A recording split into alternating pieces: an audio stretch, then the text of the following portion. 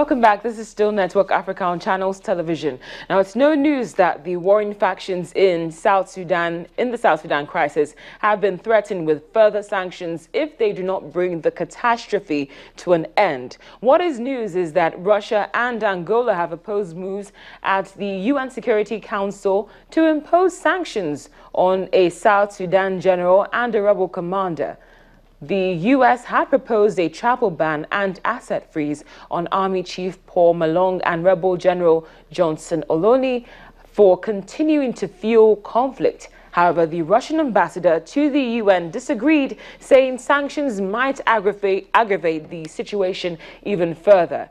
Fighting has continued in South Sudan despite last month's peace deal to bring the 20-month conflict to an end.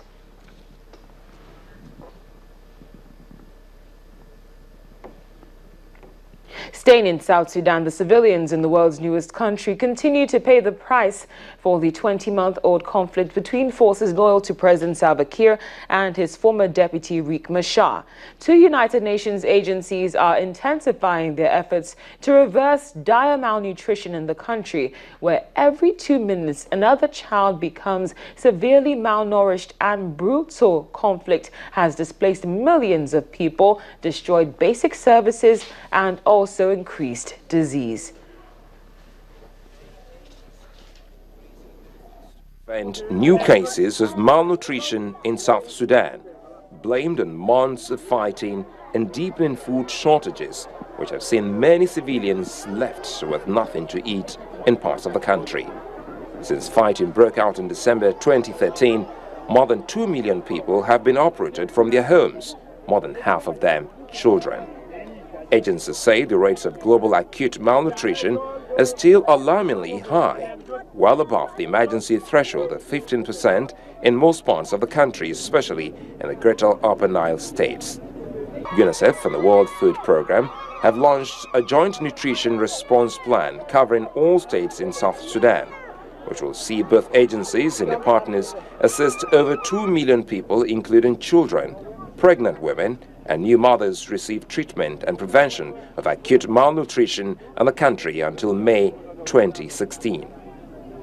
We are committed to provide services across South Sudan, but particularly focusing in the 3 conflict states because the rates are so high, as well as in states which have very, very high rates of malnutrition. Many internally displaced civilians remained in 9 UN missions in South Sudan sites known as protection of civilian camps.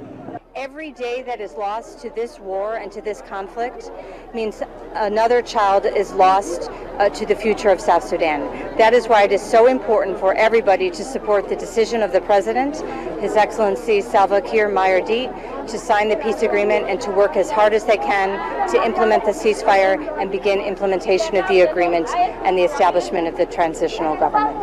The latest life-saving nutrition program is being funded by donors including the European Commission, Japan, Norway, Switzerland, the United Kingdom, and the United States.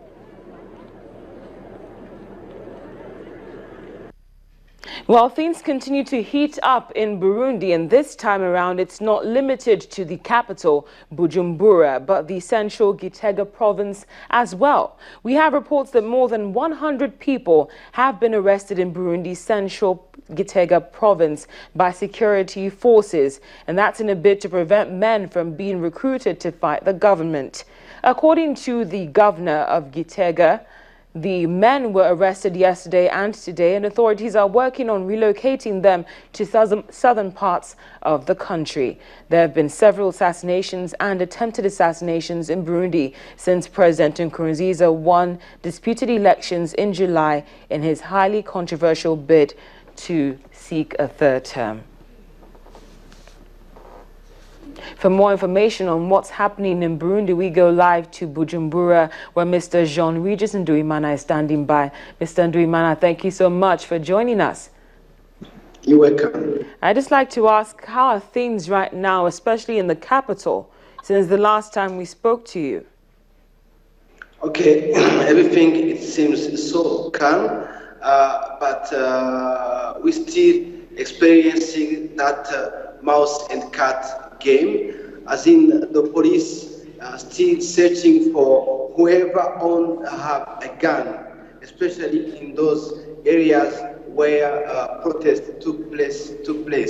So the police, the new Minister of Home Affairs promised that in 1 month only they should have done with disarming people who have arms. So now, at the right time, right now I'm talking to you, the police still searching and still gathering some intelligences where there is any gun. Now, looking at how things are right now, I know you're saying it's relatively calm, but of course there's still some discomfort here and there. I just have to ask, Mr. Nduimana is still there, and can you hear me, please? Yes, yes. Okay. Come again, please.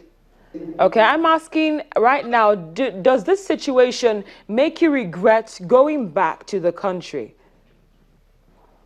Yes.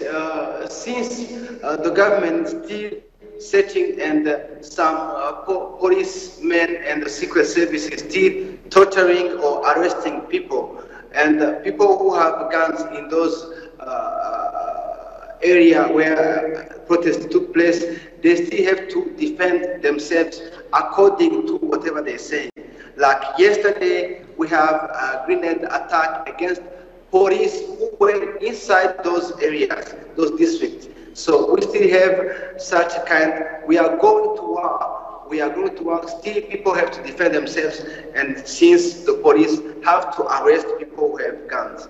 I know that they're arresting, but I'm saying I know at some point you were out of Burundi and then you returned, but with how things are right now, do you wish you never came back? No. It depends on whoever wants to come back. The deal is, if you want to be here in Burundi, you have to have such low profile. You don't have to criticize the government.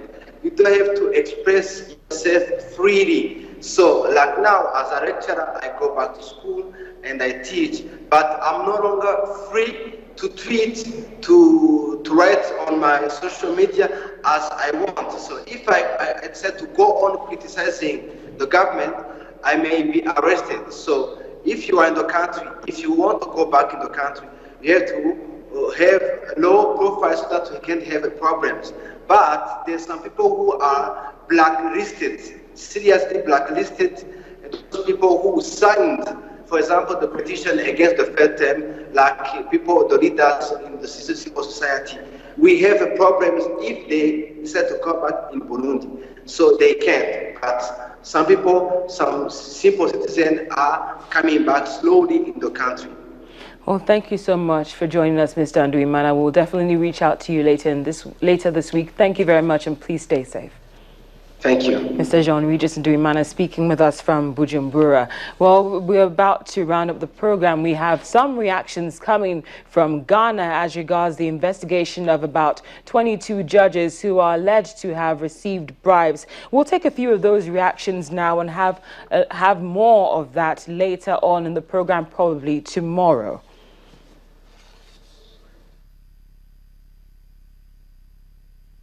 It is giving the misleading impression that there's no corruption in the Court of Appeal, there's no corruption in the Supreme Court. There is. There are some Court of Appeal judges who are corrupt. In their marrow, corruption is in their marrow. There are some Supreme Court judges who are corrupt. It is in their marrow. On paper, judges' conditions of service will look attractive, but they are not. Well, on that note, we've come to the end of Network Africa. Many thanks for watching. I'm Cynthia Are.